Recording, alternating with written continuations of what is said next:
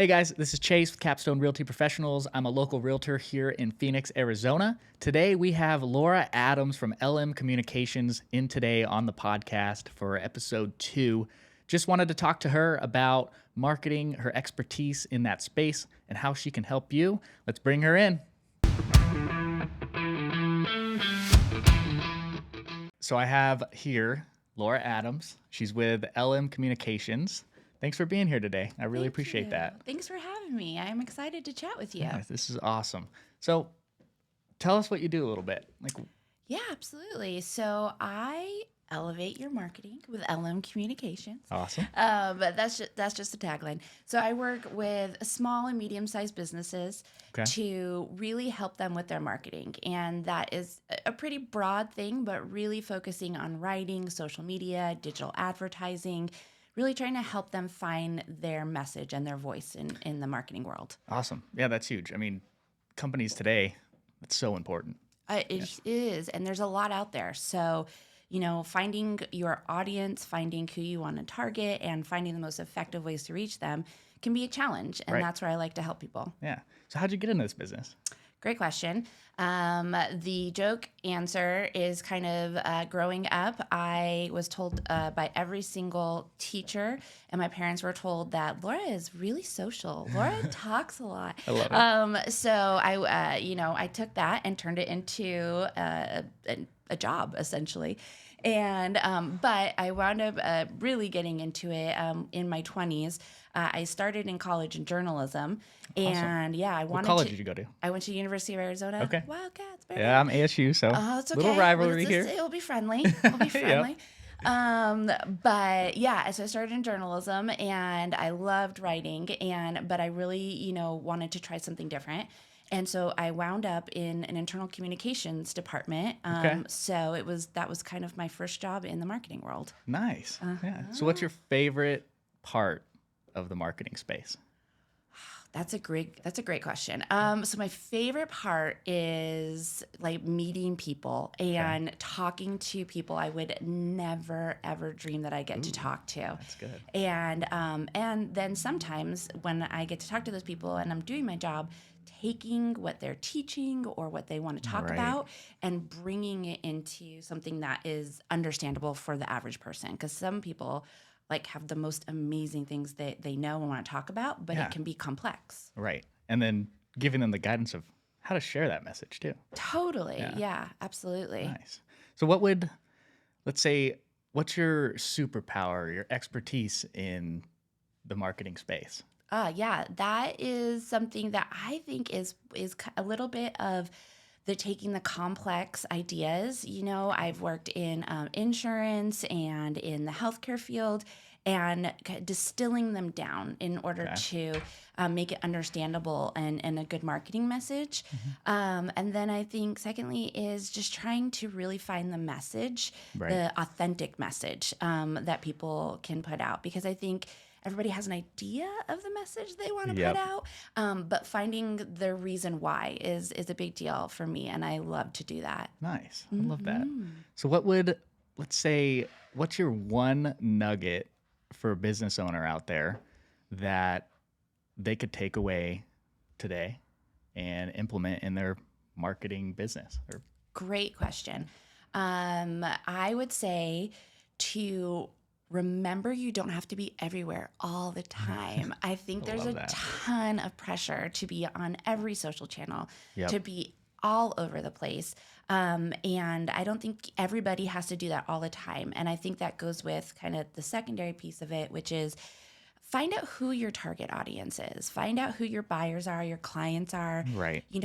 Whether that's a buyer persona or looking at your data, and really make sure you are where your audience is located, and that will help you. Yeah, and that's a good point, because trying to be everywhere on every single social platform is very, very hard. It is, and not only is it difficult, time consuming, but then what happens is you wind up putting out the same content on all of the channels, and it's all that effort is really not gonna, bring anybody in, because there's no differentiation. You're not necessarily reaching your audience.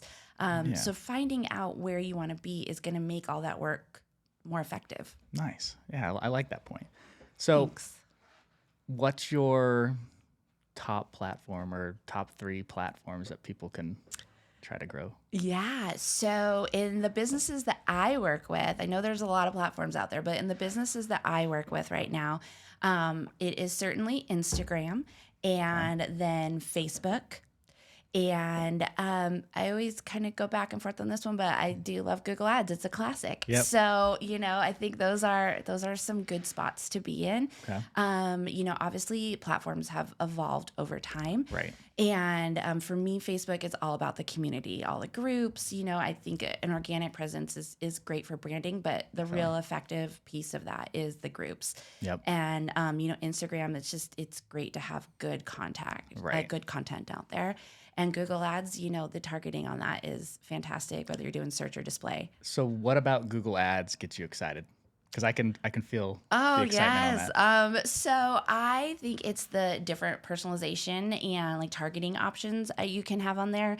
Google Ads gives you the opportunity for an insane amount of text combinations. Yep. And then they also really give you data on what is working.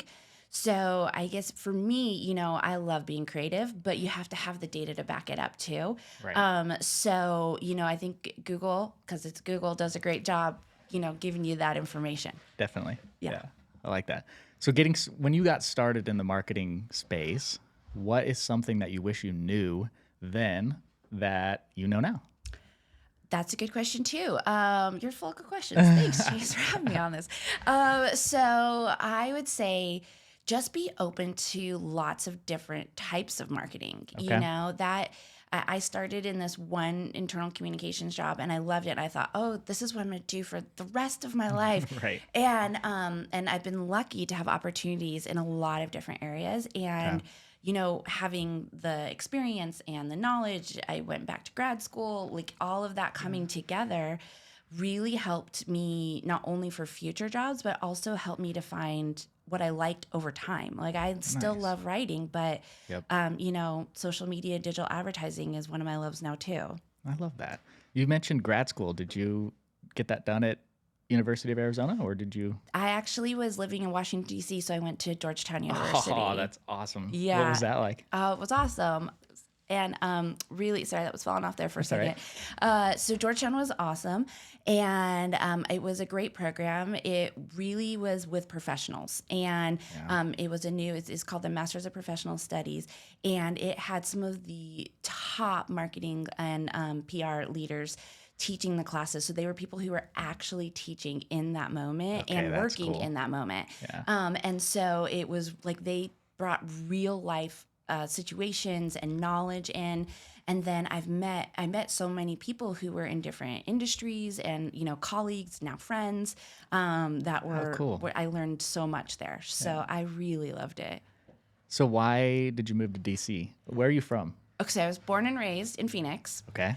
I moved to DC for the internal communications job. So, Cool. it was great. I worked for Geico, the Gecko, and I were best friends as such. Yeah. And we, I learned a lot there, and it was great. And so then I lived there for 6 years. Awesome. That's cool. I want to get a little bit more into your, I guess, every day-to-day life. What do you Yeah. like to do for fun? So I love hanging out with my family. Big family person. So I have a daughter, my husband, and nephews and nieces, and my parents and all the in-laws. I love that. We just have a great time. I love reading, like Cool. totally books. I'm in a book club. What's your, I know this will be hard, but what's your favorite book? That's so hard. I know. There's so many great books, and I feel like it's like your favorite one in the moment, Right.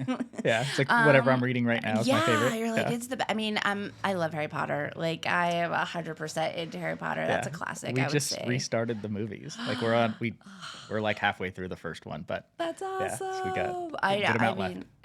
mean, I get to relive it with my daughter, and that is even more fun. I got to relive it with my nieces, Oh, that's and cool. so that's really really fun. Have you been to the Universal Studios Harry Potter land? Yeah. Yes, I How went. was it? Well, I went to the one in California, not the one in Florida. Right. So So it is was there a big difference amazing. between the two? I haven't been to the Florida one yet, Okay. but I heard the California one's a little bit smaller. But I will tell you, Right. it was epic for us. Like, absolutely loved it. Like, honestly, there were other things in Universal, and I think we spent the whole day pretty much in Oh, Harry how Potter. cool. Did you have So butterbeer?